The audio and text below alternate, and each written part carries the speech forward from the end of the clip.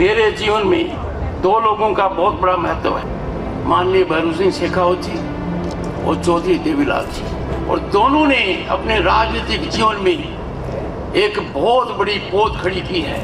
मैं उसका छोटा सा पत्ता हूँ और हर मौके पर ऐसा योगदान किया कि मैं उस स्थान पर पहुंच गया जहां वो विराजमान थे। और एक कहता हूं कि जो मेरे पास है वो किसी और उपराष्ट्रपति के पास नहीं रहा, क्योंकि मेरी शुरुआत, मेरी अंगुली पकड़ी, मेरा हाथ पकड़ा, मुझे मार्गदर्शन किया माननीय भैरू सिंह जी ने। जब मैं अनिश्चय की स्थिति में था, जब मैं हताश हो गया था, उन्होंने बहुत बड़ी ताकत दी। इस मिट्टी के सपूत, भारत के माथे का चंदन, देश का गौरव, स्वर्गीय श्री भैरू सिंह शेखावत जी, इस अवसर पर, उनकी जयंती पर, उसी पद पर विराजमान व्यक्ति आपके सामने उपस्थित है। और सबसे महत्वपूर्ण यह है कि मैंने जीवन में कभी कल्पना नहीं की थी कि मुझे इतना गौरव मिलेगा कि जिस व्यक्ति ने मुझे राजनीति में प्रवेश कराया, मेरा हाथ पकड़ा, मुझे दिशा दी, दर्शन सिखाया और हर मौके पर ऐसा योगदान किया कि मैं उस स्थान पर पहुंच गया जहां वो विराजमान थे। इस पूरी घटनाक्रम के बहुत से लोग साक्षी हैं। मेरे जीवन में दो लोगों का बहुत बड़ा महत्व है, माननीय भैरू सिंह शेखावत जी और चौधरी देवीलाल जी। दोनों का मिट्टी से लगाव रहा है, आम आदमी से जुड़ाव रहा है, निष्कलंक उनका जीवन रहा है और दोनों ने अपने राजनीतिक जीवन में एक बहुत बड़ी पौध खड़ी की है। मैं उसका छोटा सा पत्ता हूं। भैरू सिंह शेखावत के दिल और दिमाग पर हमेशा आम आदमी रहता था। मैं एक चित्र देख रहा था, बड़ा भावुक चित्र है। माननीय चंद्रशेखर जी हैं, नानाजी देशमुख हैं, जयप्रकाश नारायण हैं और भैरू सिंह शेखावत जी उनको अंत्योदय बता रहे हैं। इसकी शुरुआत की उन्होंने राज्यसभा के सभापति की हैसियत से भैरू सिंह शेखावत ने, महान व्यक्तित्व ने पारदर्शिता का नया मापदंड हासिल किया। उन्होंने सभी संसद सदस्यों को इस बात के लिए बाधित किया कि वो अपने एसेट्स को डिक्लेयर करें। यह शुरुआत माननीय भैरू सिंह जी ने की। ये बहुत बड़ी शुरुआत है। भैरू सिंह जी का परिचय किसी पद से हो ही नहीं सकता, चाहे 3 बार राजस्थान के मुख्यमंत्री हों, अनेक बार विधायक रहे हों। और बहुत कम लोगों को ध्यान है इस बात का कि वो विधानसभा के सदस्य तो रहे, वो राज्यसभा के सदस्य भी रहे, मध्य प्रदेश से निर्वाचित हुए थे।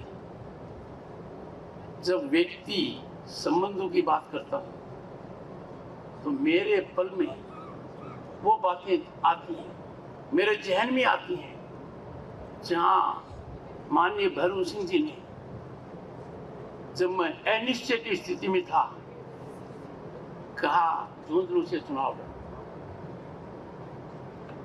जब मैं हताश हो गया था कि शायद मंत्री परिषद में मेरा नाम न आए, उन्होंने बहुत बड़ी ताकत दी। पर उसके बाद कोई ऐसा वर्ष नहीं गया जब मैं उनके दर्शन करने नहीं गया। हर वर्ष, हर महीने और कुछ न कुछ सीख कर आया। और सबसे बड़ी सीख उनकी पुस्तकों में थी। And I can tell you, पुस्तकों के अलावा राजेंद्र राठौर साक्षी इस बात के, किस अखबार में कब क्या छपा, किसके बारे में क्या छपा, उनका बहुत बड़ा खजाना था इस बारे में। तकनीकी युग नहीं था उस समय, पर उनकी कार्यशैली ऐसी थी मानो वो तकनीकी उनके पास अपने पे पहले आ गई थी, समय से पहले आ गई थी। जब मैं पुस्तकालय को देख रहा था, मुझे लगा कि उनके पुत्र ने एक बहुत अच्छा काम किया। मैंने फोन किया और मैंने कहा सबसे बड़ी श्रद्धांजलि स्वर्गीय भैरू सिंह शेखावत जी को एक है, और वो है पुस्तकों से प्रेम। पुस्तकों के अलावा शायद ही कोई व्यक्ति स्वतंत्र भारत में रहा होगा जिसका लोगों से इतना मिलना जुलना था, और हर व्यक्ति से वो सटीक बात करते थे, किसी भी वर्ग का व्यक्ति हो। और राजनीति के अजात शत्रु भैरू सिंह शेखावत। ढूंढ लो किसी भी कोने में, दुनिया में, देश में, प्रदेश में, उनका कोई दुश्मन नहीं मिलेगा। उन्होंने राजनीति में एक बात परिभाषित की कि राजनीति में कोई दुश्मन नहीं होता है। आज के नेतृत्व को हर दल के अंदर ये बात सीखने की आवश्यकता है कि जो उच्चतम मापदंड माननीय भैरू सिंह जी ने स्थापित किया, अभिव्यक्ति का, विचार विमर्श का, वाद विवाद का, मंथन का, और वैदिक संस्कृति में कहूं तो अनंतवाद का, किसी भी व्यवस्था में, खासतौर प्रजातांत्रिक व्यवस्था के लिए जरूरी है अनंतवाद हो। उन्होंने हर बार देखा। 5 साल तक राजस्थान की विधानसभा में वो मुख्यमंत्री थे, मैं प्रतिपक्ष का विधायक। उनका दिल प्रतिपक्ष के लिए पसीजता था। प्रतिपक्ष के हर सदस्य को यह अनुभव था कि मुख्यमंत्री हमारा गार्जियन है। हम कोई बात व्यक्ति से कहेंगे या जायज कहेंगे तो उसका निर्णय सकारात्मक रूप से होगा। यह वो वटवृक्ष है जिसके नीचे सब कुछ फूलता ही रहा है। जो कहावत है उसको गलत साबित किया है। Bhairu Singh Shekhawat has turned out to be a banyan tree, contrary to perception कि कितने लोगों को उन्होंने नेता बनाया।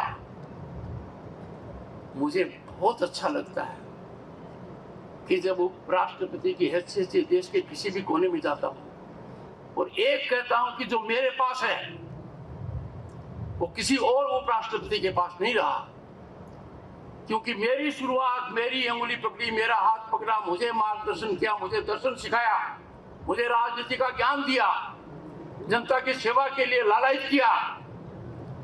मैं उसी स्थान पर पहुंच गया।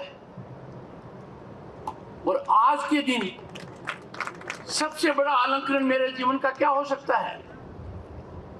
तो आज मैंने मेरे महासचिव को कहा कि माननीय भैरू सिंह जी की स्मृति में एक पुस्तकालय का लोकार्पण हो रहा है, मैं क्या करूं? तो उन्होंने कहा, और मैं भी करने जा रहा हूं। संविधान सभा ने जिस संविधान पर दस्तखत किए, हिंदी और अंग्रेजी में किए, एक एक प्रतिलिपि, अधिकारित प्रतिलिपि मैं इस पुस्तकालय को भेंट कर रहा हूं।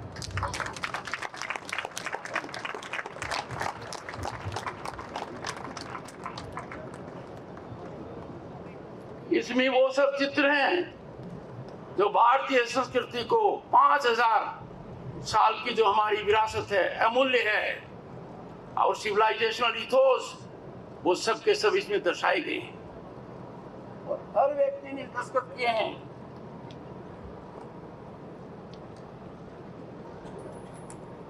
हिंदी का मान रखते हुए, क्योंकि भारतीय संविधान में लिखा गया है कि समय के साथ हिंदी का उपयोग बढ़ना चाहिए, अंग्रेजी का कम होना चाहिए, और अंग्रेजी की प्रतिलिपि भी आपको दी जा रही है। उपस्थित महानुभाव, जब संविधान के 75 साल हुए तो एक बहुत महत्वपूर्ण कार्यक्रम हुआ